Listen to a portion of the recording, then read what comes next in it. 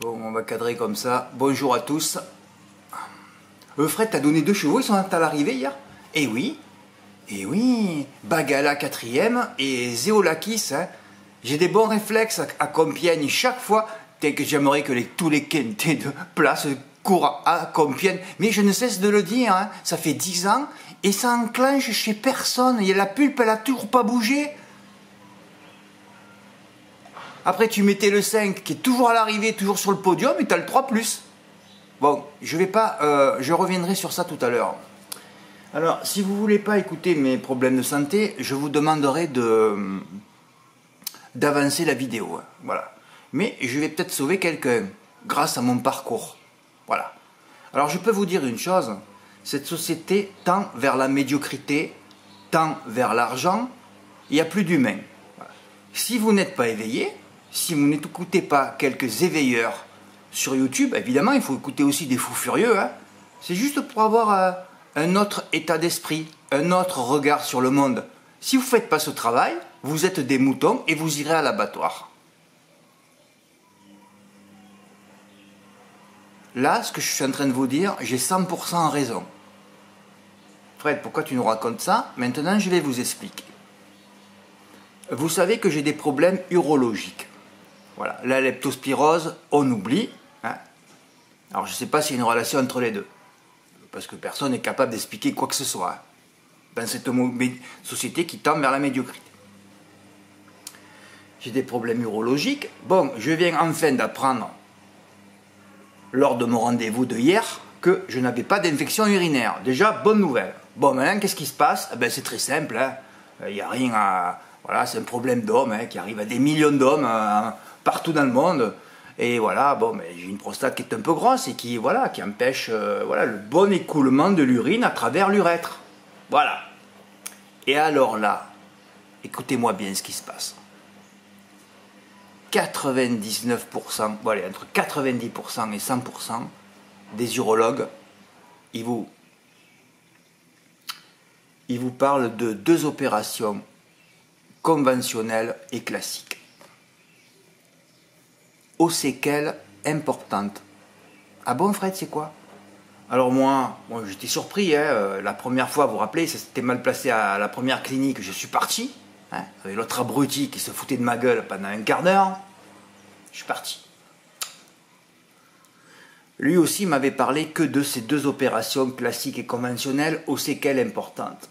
Alors, par contre, bon, le premier, on va l'oublier, parce que alors lui c'était encore plus affreux et il rigolait de ça. Pour ça que là, j'aurais dû lui envoyer 2 malabars, lui mettre 2 baffes. C'est pas terminé avec lui, de toute façon aussi. Quant à l'autre, j'étais bien content de l'avoir découvert. Quelqu'un d'intelligent et qui me paraissait intègre et honnête. Et c'est chaque fois la même chose. La vérité est toujours ailleurs. Parce que moi, hier, parce que dans un bureau, quand vous allez chez le docteur ou n'importe quel spécialiste, si vous êtes éveillé, vous allez vous placer au-dessus de lui. Si vous n'êtes pas éveillé, vous allez être en dessous de lui. Ceux qui sont en dessous, c'est ceux qui écoutent TF1, qui aura le journal de 13h, de 20h et qui écoutent BFM. Eux, ils seront toujours en dessous. Ce seront des moutons, des bœufs et ils iront à l'abattoir tout le temps. Il en faut, hein, heureusement, parce que sinon, il y a des gens qui ne pourraient pas travailler. De toute façon, quand vous rentrez chez un docteur ou quoi, lui, il vous voit pas, parce qu'il n'y a plus d'humain maintenant. Donc, il ne vous voit plus. Il voit un bœuf, il voit un mouton tapissé d'argent. Voilà. Vous êtes du bétail. Il se dit, celui-là, je vais l'avoir. Et, oh là là, je vais aller l'opérer, lui. Ça va me faire gagner un maximum de pognon. Hein. Parce que maintenant, depuis que je sais qu'ils sont tous achetés par les laboratoires, je ne peux plus les écouter. Donc, c'est pour ça que quand vous rentrez chez un docteur, il faut être au-dessus de lui, avec un dossier puissant. Ce que j'ai fait hier, hein, rappelez-vous, je vous avais dit, je vais y aller avec un dossier. Et oui, là, il y a eu des surprises hier à mon rendez-vous. Hein. Voilà. Alors, pourquoi je vous parle de ça? Donc, il parlait de ces 2 méthodes. Moi, j'ai fait des recherches, tout seul comme un grand sur Internet. Tout ça parce que je suis éveillé et que je ne veux plus les écouter. Et je me suis rendu compte qu'il y avait 2 autres méthodes opératoires avec aucune conséquence. Alors, Fred, tu ne nous as pas parlé des séquelles des 2 opérations conventionnelles Et classique. Alors, je crois que je vais faire la vidéo sur ça, je vais en refaire une autre. Hein. Alors, facile, la première, tout simple, le laser. Ouais, super, t'as pas de cicatrice. Ouais, on est d'accord. La deuxième, bon, ils rentrent un peu là, hein, voilà, ils rentrent, ils arrivent au niveau de la prostate et ils rabotent un peu. Le rabotage, on m'a expliqué, le grattage consiste à gratter un peu la prostate et à faire un trou, si vous voulez. Comme vous prenez une noix de coco et vous faites un trou. Hein, ouais, vous faites un trou. Bon, là, je vais être un peu direct. Hein, je m'en fous. De toute façon, moi, je suis quelqu'un de vrai. Voilà. Donc, il faut un trou. Qu'est-ce qui se passe après? Bon, par contre, tout le monde m'a rassuré, il n'y a pas de problème d'érection ensuite. Par contre, et ce séquelles-là, je suis marqué depuis 1 mois par ça. Oui, j'ai bloqué sur ça et je vais vous le dire. Il n'y a plus d'éjaculation extérieure. Il y a une éjaculation rétrograde, comme ils appellent ça. Hein, voilà. C'est une éjaculation, évidemment, puisqu'ils ont fait un trou dans la prostate, le sperme, il va là-bas, dans le trou, dans la caverne, dans le gouffre. Il ne monte plus. Alors, tu pourrais te dire, moi je vois tout de suite le point positif, ah ben c'est super, au moins comme ça, bon, enfin quand même, quand tu vas aller uriner, c'est blanc après, hein, vous m'avez compris, ça fait un mix un peu, entre l'urine et le sperme, ça fait, voilà, un produit tout blanc. Et sur le coup, je dis, ouais, c'est super, au moins j'aurais pas à me nettoyer, quoi. Ça, c'est le point positif. Le point négatif, c'est que bon, ça surprend quand même, ça doit être un choc, moi je ne l'ai pas vécu encore, hein. Je ne l'ai pas vécu, mais après, voilà, tu deviens stérile, donc t'as plus, voilà, c'est fini, tu ne peux plus faire d'enfant. Fred, tu ne vas pas avoir d'enfant. Hein. Si, je peux, moi, si je finis à 100 ans comme ma grand-mère, je peux encore. Hein. Donc, je voulais m'enlever ça de la tête. Alors là où ça ne va plus, c'est qu'en faisant mes recherches sur Internet, donc j'ai trouvé 2 méthodes aux séquelles, où il y a 0 séquelles. Ça s'appelle l'embolisation, il faut que vous le notiez sur un papier. Embolisation et Urolift. Alors j'ai vu la vidéo sur YouTube d'Urolift, c'est fabuleux. Le mec il rentre dans le canal, il envoie 2 implants. Il a la prostate gauche et la prostate droite. Il y a l'urètre au milieu, c'est simple. Hein, voilà, il y a 2 blocs. C'est comme si vous voyez 2 poumons et un canal au milieu. Alors ils arrivent au niveau du canal. À gauche, il lance carrément un implant qui entoure la prostate, oui, et qui la serre. Donc il la réduit et il fait pareil à droite. J'ai tout vu ça en direct, moi. Hein, oui. Maintenant je suis un spécialiste de la prostate. Oh putain, je dis c'est pas vrai ça, incroyable. Et c'est fait en 5 minutes en plus. Bon alors je cherche Urolift à la Réunion, évidemment il n'y en a pas. Ah. Alors après je tombe sur l'embolisation. Alors l'embolisation c'est fabuleux. Il passe par la cuisse ou par le poignet. Oui, c'est fait par un radiologue. Voilà. Bon, je ne vais pas vous expliquer les termes techniques de l'embolisation, mais bon. Alors moi, je lis aucun séquelle sur l'embolisation et il y a un seul spécialiste de Lille. Quand l'urologue quand je lui ai posé la question hier, je lui ai dit, mais quel mode opératoire vous préconisez? Il m'a dit le laser. J'ai dit, écoutez-moi bien. Hein. Écoutez-moi bien, je ne suis pas un mouton qui va à l'abattoir, moi. Vous n'allez pas me rendre stérile. J'ai choisi l'embolisation. Et encore, normalement, je devrais rentrer en France et faire l'Urolift. Et alors là, il a marqué un recul, il est devenu vert. Vous voyez, si je n'étais pas éveillé. Parce que pourquoi il ne me l'a pas proposé? C'est parce qu'il ne la pratique pas et que personne ne la pratique. Mais ce qui est le plus grave, c'est que moi, depuis 1 mois, je me fais du souci à cause de ce que je vous ai dit tout à l'heure, et qu'il n'y en ait pas un qui ait eu l'intelligence, la hauteur d'esprit de me dire, Monsieur Moulin, il y a d'autres méthodes. Donc tous ceux qui vont chez les urologues se font pigeonner à 99%. Même mon ami que j'appelle tous les jours, qui a les mêmes problèmes que moi depuis 1 an et demi, l'embolisation et l'urolift, il n'en avait jamais entendu parler. Mais j'ai dit, c'est pas possible, Jean-Louis, quand même, réveille-toi. Voilà. Alors si vous n'êtes pas éveillé, curieux, vous allez à l'abattoir. Je ne vous dis pas que j'ai gagné la partie, parce que l'urologue hier que j'ai vu, que je ne retournerai plus là-bas dans cette clinique, la deuxième où je mets la croix dessus, m'a sorti que après cette opération, il se pourrait que je n'urine plus jamais. Et je lui ai répondu, mais vous êtes en train encore de me faire peur là? Mais je dis, mais c'est pas possible. Alors moi, je rentre chez moi, je regarde sur Google, tout ça. J'ai pas trouvé cette phrase. Alors bon, là, d'abord, je vais aller me faire consulter, hein, parce que c'est consultation, puis opération. Donc consultation, je vais bien discuter avec le chirurgien, c'est le seul. Alors je sais pas si son agenda est complet ou pas, parce que c'est encore... Parce que sur le coup, l'autre, il m'a dit hier, ouais, ça peut prendre des mois. Hein. J'ai dit, quoi? Ah non, non, non, il faut que je me casse de cette île, moi, je peux plus, là. Hein. Moi, je peux plus, hein. Bon, enfin, je vais leur dire que je vais partir, parce que... Bon, enfin, passons. Donc, s'il n'y en a qu'un, je commence à me faire du souci, parce que, bon, déjà, hier, j'ai appelé, ça n'a pas répondu, j'ai envoyé un mail, parce qu'il faut déjà un rendez-vous, une consultation. Donc, tout va se jouer au rendez-vous de la consultation, et puis de l'opération. Hier, je lui ai dit à l'urologue, même si j'avais 1% de m'en sortir sans les séquelles que vous m'avez énoncées, je prendrais le risque. J'ai dit, est-ce que vous me comprenez? Et là, au moins, il a eu une réflexion intelligente, il m'a dit, je vous comprends. Bon, ben, on est d'accord. Il me dit, alors, ok, je vous donne le nom du spécialiste de Lille, il n'y en a qu'un, et en plus, à côté de chez moi, à 15 minutes. Voilà, aux urgences, où je suis allé déjà 2 fois, donc comme c'est jamais 203 comme les chevaux, eh ben, c'est pareil, je vais y retourner une 3e fois. Voilà. Il me reste 9 minutes pour parler des courses. Alors, peut-être qu'il y en a un aussi qui m'écoute et qui a ces problèmes-là. Alors, il faut chercher, même toutes les maladies. Et mon pote, hier, lui, c'est un problème de vessie. Et si je vous expliquais ce que lui ont dit les urologues, ils lui ont dit, c'est terminé pour vous. Il doit porter une poche à vie ou alors il s'autosonde tout seul tous les 4 heures. Et moi, hier, j'ai cherché vessie chirurgie et j'ai trouvé tout de suite. Bon, si vous n'êtes pas curieux, et ça c'est le fait des non-éveillés, ça, des non-curieux qui ne vont pas chercher l'information ailleurs.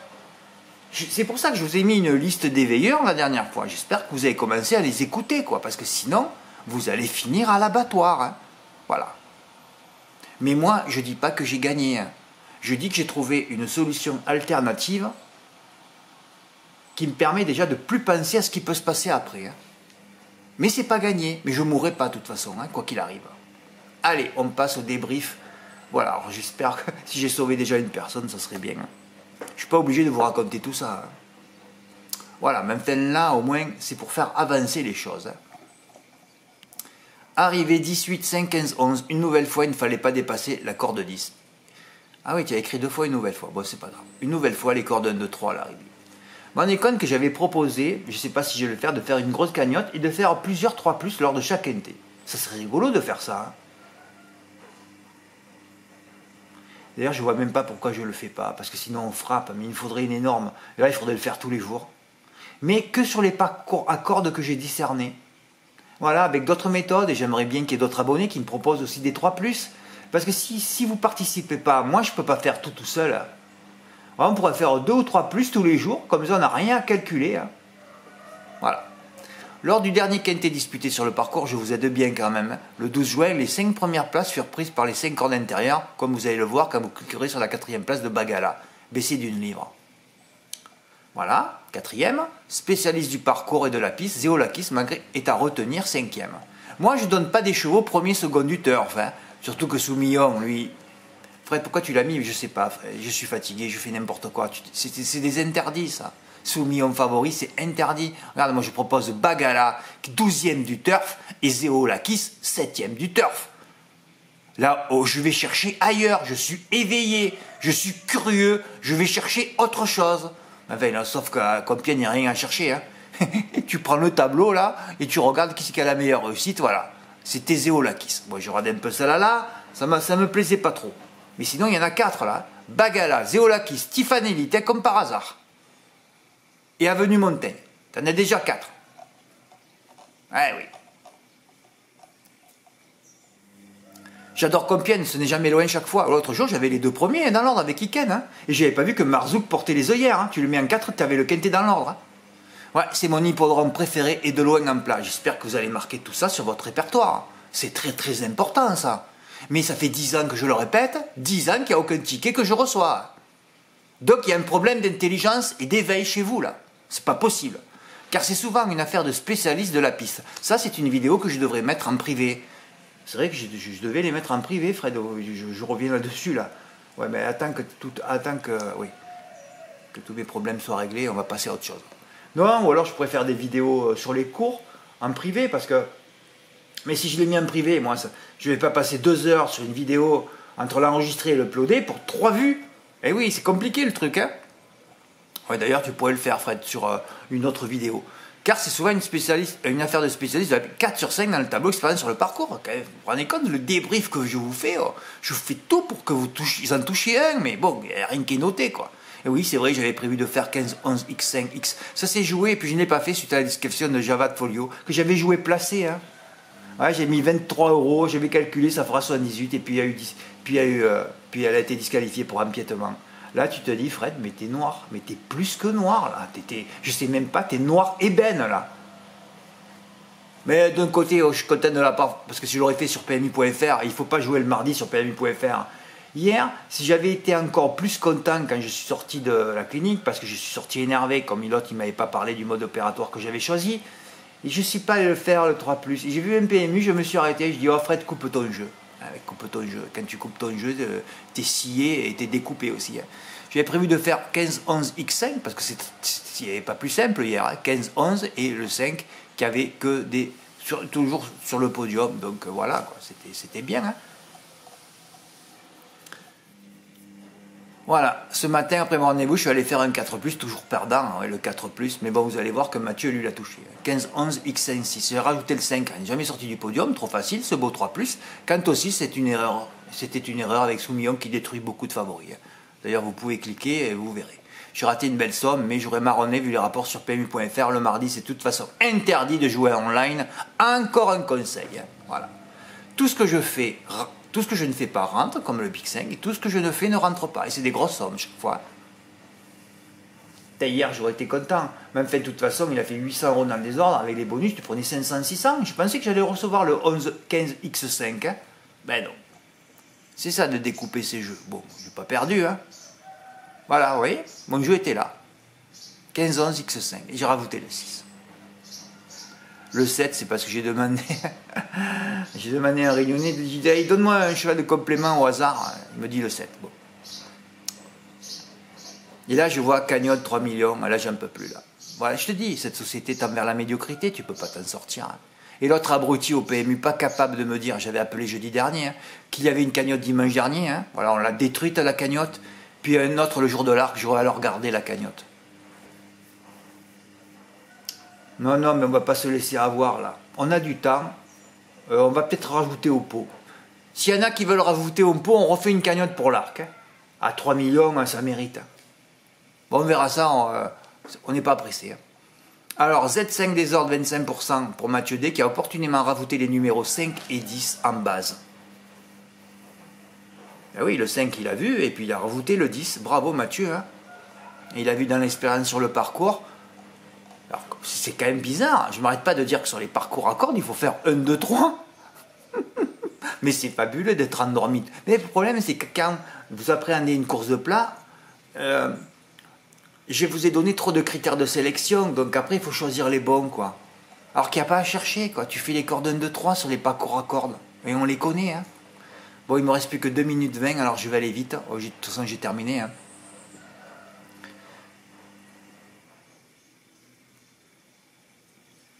Ah ouais, à 25%, il a joué 6 €, 270 €, ben bravo Mathieu. Mais je mettrai le ticket de Ludovic que j'ai reçu en pleine nuit, je dormais, 276 €, et ben il a fait un combiné. C'est incroyable Ludovic, je vois que souvent tu fais les mêmes jeux que moi. Ah aussi, ouais, c'est affolant. Ben regardez, c'était mon champ de 4 là, 15, 6, 5, 11. Ah ben bravo. Et oui, parce que pourquoi j'ai rajouté le 6 aussi? Je me suis dit, Fred, mais 5 plus 6, ça fait 11. Ah, mais j'ai dit, mais c'est ça. 5 plus 6, ça fait 11. On est bon, là. Mais on est bon de rien du tout. J'aurais mieux fait de faire 15 moins 5 égale 10. Eh ben, bravo, Ludovic aussi. Hein. Quintet des ordres, bravo. Hein. Et lui aussi, il a mis, voilà, le 12e du turf en base. J'adore ça. Hein. Eh oui. Bravo. Hein. Rendez compte un peu, tu rendez compte un peu, hein. La corde 2 explose tout avec 54%, c'est Bagala, un bel outsider qui n'a rien arrêté. Je vous sors le 12e du turf en base, moi. Et ça confirmait la première ligne que j'ai écrite, parce que j'écris pas tout quand j'ai les tableaux, moi. Hein. Je voyais Bagala d'entrée. Et après, quand tu vois que c'est confirmé par la corde, tu te dis, tu as une base en béton, là. C'est ça qui est beau. C'est ça quand tu es éveillé. Tu es curieux, tu vas chercher des choses. Voilà. Et des choses qui sont loin. Hein. Pas les choses qui sont près. Les choses qui sont proches, c'est pour les moutons et les bœufs. Hein. Voilà. Eh bien, bravo à Mathieu et bravo à Ludovic. Comme ça, j'ai pu faire une vidéo ce matin. Bravo à tous les deux. Merci pour votre écoute. À bientôt. Au revoir. Une vidéo quand même assez lourde. Hein. Allez, à bientôt.